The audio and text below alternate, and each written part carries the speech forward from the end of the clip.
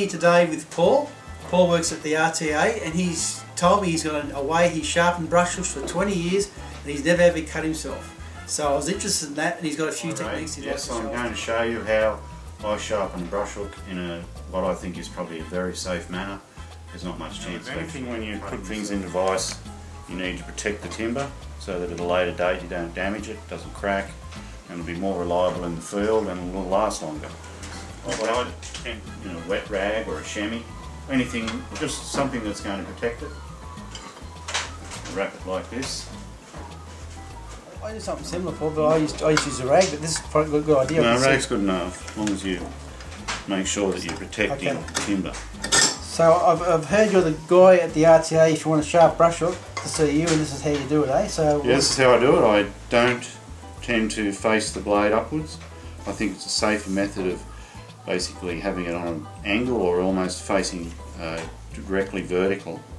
And I use two files, a rough coarse file and a fine file to complete the sharpening. I'm using the Kevlar gloves. I'm also using safety glasses. Anything where you get steel filing should always wear safety glasses. If you've ever watched the butcher sharpen a knife, they always work from the base of the blade to the tip. And that's what I'm going to do. First off, I'm starting with the coarse. And I'll work at that for quite some time. You can see there's a few damages there. That way I might turn the blade now to do the opposite face. Again, I'm tightening it. I'm just doing the opposite to what I did before. There's no danger of myself cutting myself. The only time I ever have the blade facing up is when I check it to give it a paper test. Oh, you've still got the Hume shirt, I see. I remember when you were down the Hume, you had a reputation for using the machete and you were twice as quick as the other charities mates and stuff. So can you show us a bit on how to use a machete? That's a machete.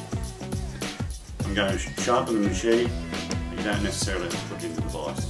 Sharpening from end to tip.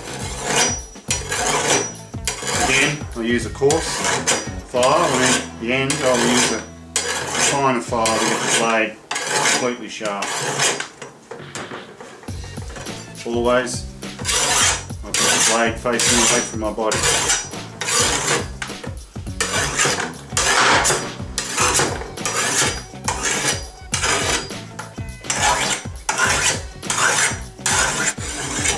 The advantages of using a machete in the field, if you're operating the total station and you're also turning center legs, the machete is an ideal tool to help with the clearing, especially around the total station if you're doing detail work in the bush. This file I actually carry in my field bag to sharpen the blade whilst in the field.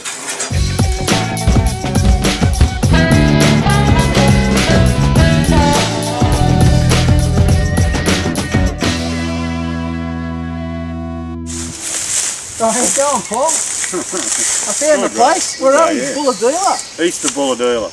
Now this is the brush hook we sharpened the other day. Yep. And look, I have seen it is quite sharp. I've seen the paper and I like the machete. So today you're going to show me some tricks about clearing lines. What I'm about is PPE. Obviously, you must have all the protective equipment. Working under trees, if it's a windy day, you might need to wear a helmet. But you need sunglasses, gloves, good boots, sunscreen, and basically everything to protect you from the elements. When you clear, you should try and clear as minimum as possible. Before you do any clearing, you must obviously take into account such things as protection of flora or fauna, aboriginal sites, and whether or not you're actually allowed to clear at all. A good example is mangroves. In most cases you're not allowed to touch them. In my experience of clearing lines, there's one thing you must be very careful of, and that is sharp objects that you create. I've cleared this. It's safe enough to walk past, but to me this at a later date can be very dangerous. Why? This point is a green at the moment, but it'll go hard over a month or 2 months or even a week. and this can be a danger to you in the bush at a later date. Coming past this area you could trip. You see that there? That's very pointy and sharp, and that's potential hazard for anyone walking through the bush. And I would recommend that if you're going to take something out, you take it down at a much lower level so there's no risk of actually impaling yourself on the timber at a later date. Now I'm going to get rid of that potential hazard. The important thing here, Ray keeps at least roughly 3 metres behind me, so there's no danger of me actually hitting him when I swing the brush hook. I have a line that I'm set to cut. Again, I destroy anything that's going to be hazardous at a later date.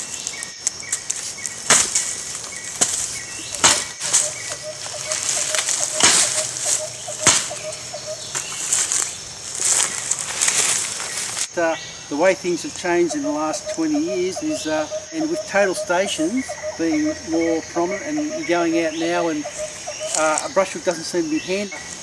You're carrying a robotic pole or you're carrying a GPS. And I'm thinking this has got potential. You've got the pole in one hand and maybe a machete in the other. Years ago we used to use axes. We used to cut lots of shells in trees. And I'm thinking maybe an axe is on the way out. You have more clearing these days.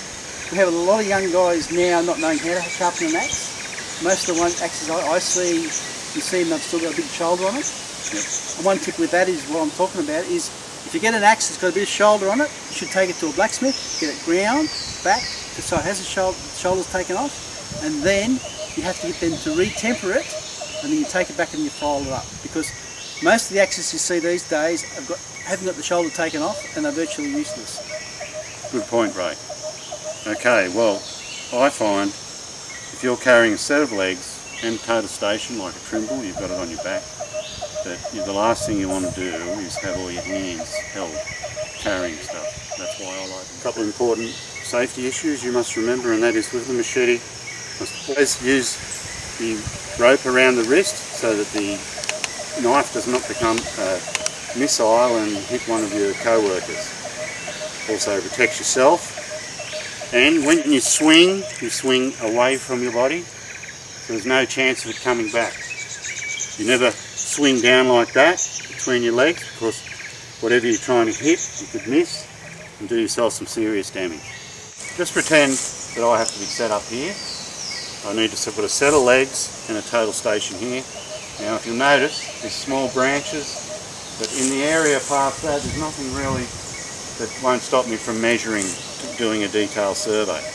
One more important fact, whenever you're dealing with this sort of branches, before you cut it, check to see there's no paper wash, because they're the worst things you can ever run into in the bush. I just clear in an area of 3 or 4 metres, just any little branch or something like that, it tends to make the job a lot easier. So 1, I don't have to carry so much, I've got it in my pouch. 2, I have the hands free in case I fall over, so my hands aren't covered and carrying stuff and it's causing another hazard. And 3, it's light. And I just want to give you an idea how good a machete can be if it's correctly sharpened. Just a matter of nice clean strokes with a sharp blade. I'll give you a demonstration.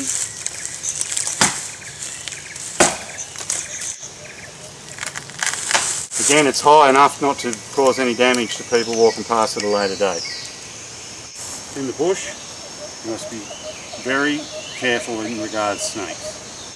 Now, on a hot day, a snake will sunbake somewhere where it's sunny, or on the other side of a log where it's not as windy, because he likes the heat.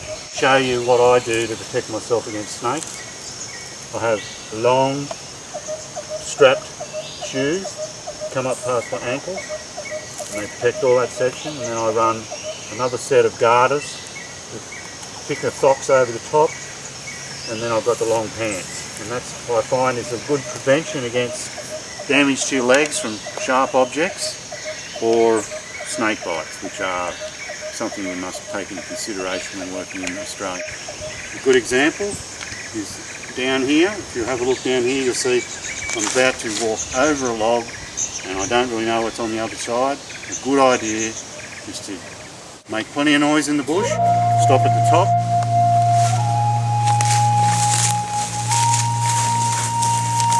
Well, Paul, I'm pretty pretty impressed with your machete. But we're going to end this movie today with a bit of debate. Like Paul's using the machete. If you think it's a good idea in your survey practice, well, you've seen it now. If you've got any other good ideas for surveyors in the field, snowbie1@gmail.com. So that's pk250457@bigpond.com. Look forward to hearing from you.